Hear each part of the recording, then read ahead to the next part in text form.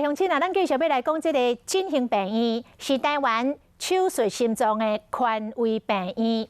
有一个患者叫做李秀英，伊当年才23岁，就是伫个振兴病院来动手术换心脏，活到打超过30年了。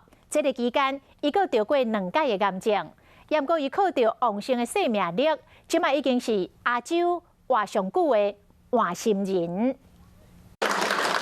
和医疗团队做伙测代表30年的大家两个，因为伫1991年2月测试，心肌炎患者秀英成功换心，到当已经超过30年，是全亚洲活上久的换心人。大概在5年的话，应该大概有70%左右啊。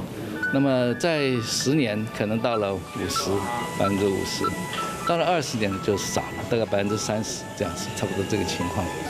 那在我们这边的成功率是比一般全世界的平均要高了不少。统计到2018年底，全台湾有1073例心脏移植。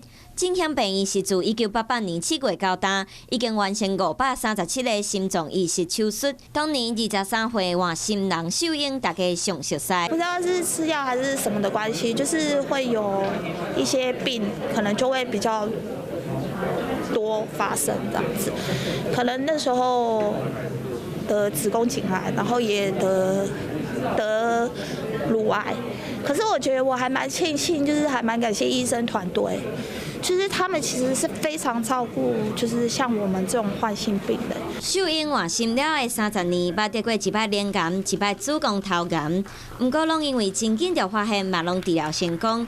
振兴病院阁表示，即嘛是打破30年的亚洲纪录，接落来过4年，阁会使挑战世界纪录，变做活上久的换心人，见证生命奇迹。